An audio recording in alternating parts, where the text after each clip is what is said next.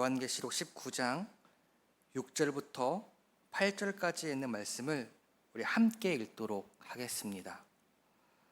또 내가 들으니 허다한 무리의 음성과도 같고 많은 물소리와도 같고 큰 오랫소리와도 같은 소리로 이르되 할렐루야, 주 우리 하나님 곧 전능하신 이가 통치하시는도다. 우리가 즐거워하고 크게 기뻐하며 그에게 영광을 돌리세. 어린 양의 혼인 기약이 이르렀고 그의 아내가 자신을 준비하였으므로 그에게 빛나고 깨끗한 세마포 옷을 입도록 허락하셨으니 이 세마포 옷은 성도들의 옳은 행실이로다 하더라. 아멘. 오늘도 이 새벽에 하나님의 말씀을 더욱더 가까이 하며 주님과 친밀한 관계를 맺는 복된 시간이 되기를 소망합니다.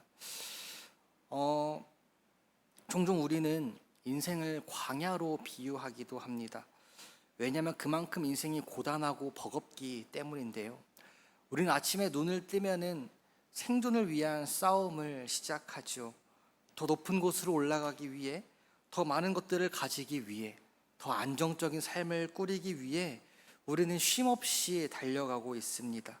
세상은 바로 이러한 것들을 성공의 기준으로 두기도 하고요. 이것이 정답이라고도 말을 합니다.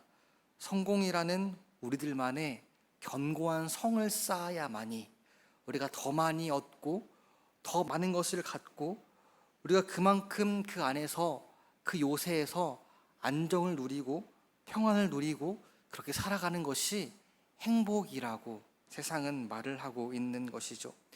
세상에서 말하고 있는 이 메시지는 너무나도 강력해서 우리가 모르는 사이에도 이 논리를 따라서 나만의 성을 쌓기도 합니다. 내 자녀의 성공일 수도 있고요, 나의 사회적 지위일 수도 있고요, 누구도 무시 못하는 막대한 재산일 수도 있습니다.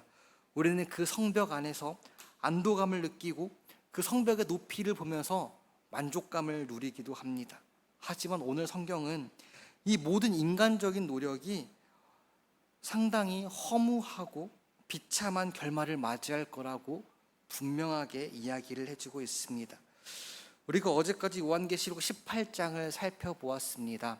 어제까지 읽었던 내용들을 통하여서 우리가 한 가지 결론을 내릴 수가 있는데요. 그것은 무엇이냐면 그렇게 크고 화려했던 바벨론도 결국에는 망했다는 것입니다. 그들은 행복을 쫓아 살았을 것입니다. 그러나 그들의 행복은, 그들이 쫓았던 삶은 결코 진정한 행복으로 가져다 주지 않았던 것이었죠. 이것이 세상에서 말해주고 있는, 세상이 말하고 있는 그 성공의 결과이기도 합니다. 우리는 이 지점에서 한 가지 질문을 할 필요가 있습니다. 그렇다면 무엇이 우리를 행복하게 해줄까요? 세상에서 말하고 있는 성공, 행복, 부와 명예들이 결국 우리들을 행복하게 만들어줄 수 없다면 우리는 무엇을 의지하고 어떠한 것들을 기대하며 살아가야 할까요?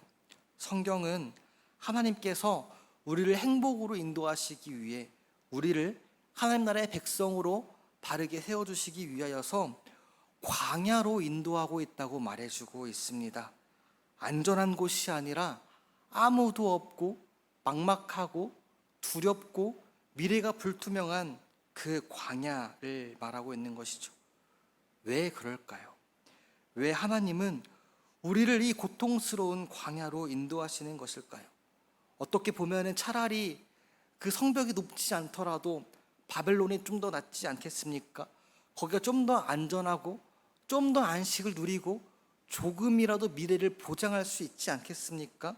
우리는 이러한 질문 앞에서 믿음이 흔들리기도 합니다. 하지만 성경은 광야를 그런 곳으로 이야기하지 않습니다. 성경에서 광야는 하나님께서 보호하시는 곳이라고 이야기하고 있습니다. 우리가 이 부분을 요한계시록 12장에서 살펴보았는데요, 12장에 있는 내용을 보시면은 용이 여자를 괴롭힙니다. 사탄이 교회를 괴롭히고 있는 것이죠. 그런데 하나님은 그 용으로부터 보호하기 위하여서 그 여인과 여인의 후손들을 광야로 이끄셨다는 사실을 우리는 알 필요가 있습니다. 광야는 저주의 땅이 아닙니다. 버려진 땅이 아니라는 것이죠. 오히려 하나님의 특별한 보호심과 계획이 숨겨져 있는 장소라는 것입니다. 대체 그렇다면 이 광야의 비밀은 무엇일까요? 하나님은 왜 우리를 이곳으로 불러주셨을까요? 여기에 역설적인 하나님의 섭리가 있습니다.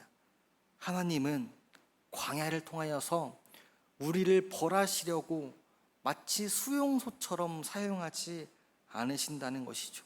광야는요, 신부가 신랑을 맞이하기 위해 준비되는 결혼 준비실과도 같은 곳입니다. 우리가 겪는 인생의 시련과 아픔, 그 모든 순간은 무의미한 고통들이 아닙니다.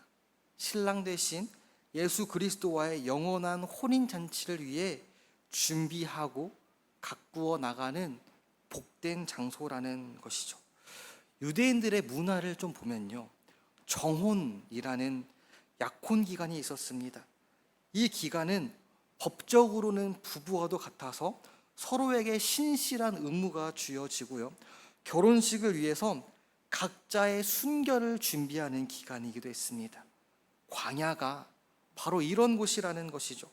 정혼의 기간과도 같은 곳이 바로 광야의 시간이라는 것입니다.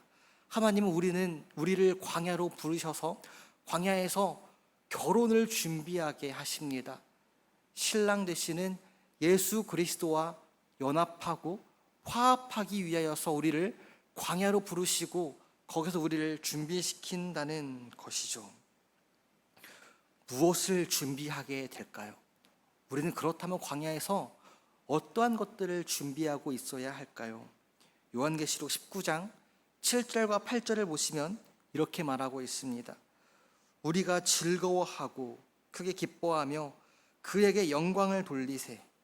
어린 양이 혼인 기약이 이르렀고 그의 아내가 자신을 준비하였으므로 그에게 빛나고 깨끗한 세마포 옷을 입도록 허락하셨으니 이 세마포 옷은 성도들의 옳은 행실이로다 하더라. 아멘. 우린 여기에서 빛나고 깨끗한 세마포 옷을 준비하게 됩니다. 이 세마포 옷은요, 단순히 돈으로 살 수 있는 것이 아닙니다. 시장에서 파는 것이 아닙니다. 이 옷은 성도들의 옳은 행실이라고 이야기를 하고 있습니다.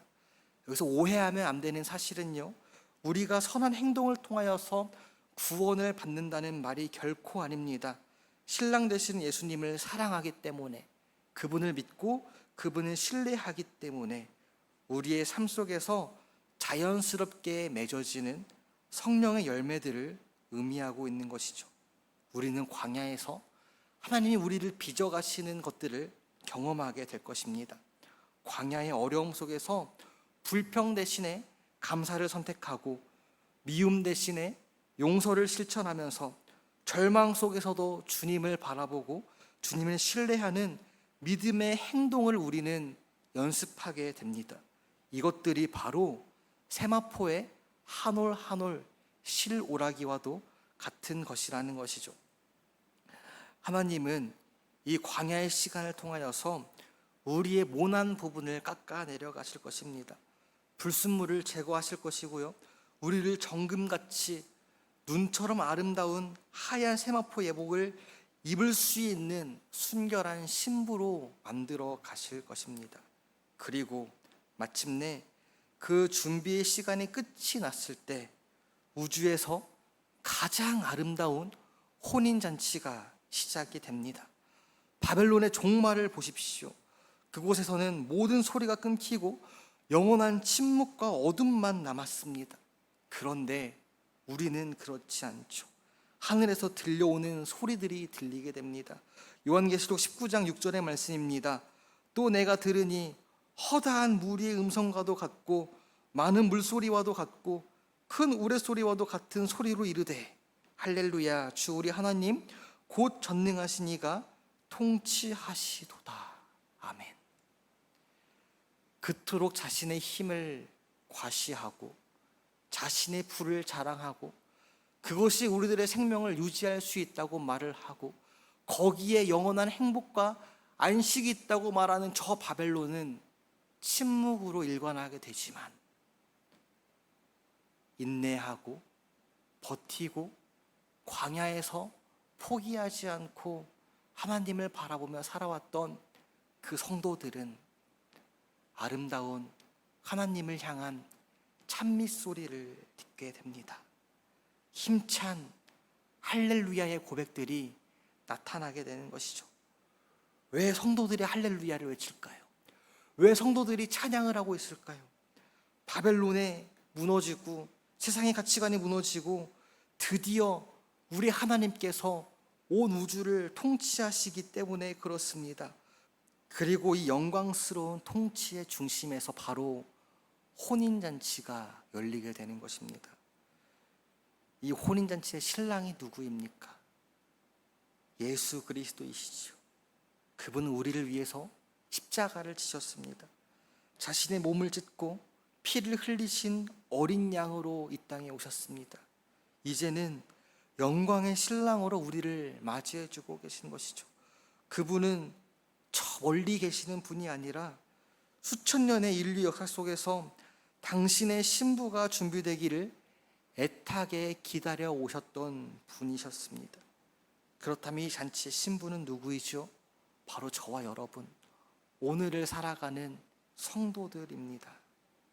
광야의 시간에서 믿음으로 연단되고 하나님 나라의 백성으로 거듭나가는 우리를 가리키고 있는 것이죠. 우리는 이 잔치의 구경꾼이나 하객이 아닙니다. 우리가 바로 그 영광스러운 결혼의 주인공입니다. 이 아름다운 드라마의 주인공인 것이죠. 세상의 모든 고통과 눈물, 오해와 억울함을 보상받고도 남을 영원한 위로가 우리를 기다리고 있습니다. 말씀을 맺겠습니다. 사랑하는 성도 여러분, 우리가 이 사실을 기억하고 이 사실을 믿음으로 받아들인다면 우리들이 살고 있는 이 광야의 의미가 완전히 달라지게 됩니다. 세상에서 광야는 외롭고 춥고 아프고 미래가 불투명하여서 불안한 장소이지요. 그러나 이 광야는 단순히 우리를 버려둔 자리가 아니라 하나님께서 이 영광스러운 혼인잔치에 초대하기 위해서 우리를 준비시키는 장소입니다. 그러니 우리가 삶 속에서 부딪히는 어려움과 고통은 우리를 무너뜨리기 위한 시련이 아니라 우리를 세마포 예복을 입히기 위한 훈련의 장소라는 것입니다. 오늘 우리가 흘리는 눈물 한 방울, 인내하는 숨결들은 세마포의 한 올 한 올이 될 줄로 믿습니다. 이제 우리는 세상을 더 이상 두려워할 필요가 없습니다. 그 안에서 안정과 행복을 찾으려고 노력하지 않아도 됩니다. 왜냐하면 그곳은 곧 무너질 장소이기 때문인 것이죠. 대신 우리는 이 땅을 살아가면서 하나님 나라의 거룩한 백성으로 예수 그리스도의 신부로서 살아가게 되는 것입니다. 우리의 기쁨은 세상에 있지 않습니다. 다시 오실 신랑을 기다리는 소망에 있습니다. 우리의 감사는 환경이 좋을 때만 드리는 것이 아니라 나를 신부로 빚어가시는 하나님의 손길을 바라보면서 거기에 내리는 화답이 됩니다. 하나님께서 오늘도 우리를 인도해 주실 줄로 믿습니다. 우리를 다듬어 가시고 만들어 가실 줄로 믿습니다. 우리가 매일을 살아가면서 고난 속에서도 우리를 준비하고 계시는, 우리를 기다리고 계시는 신랑 되신 예수님을 기억하면서 믿음으로 살아가는 저와 여러분들이 되시길 간절히 소망합니다.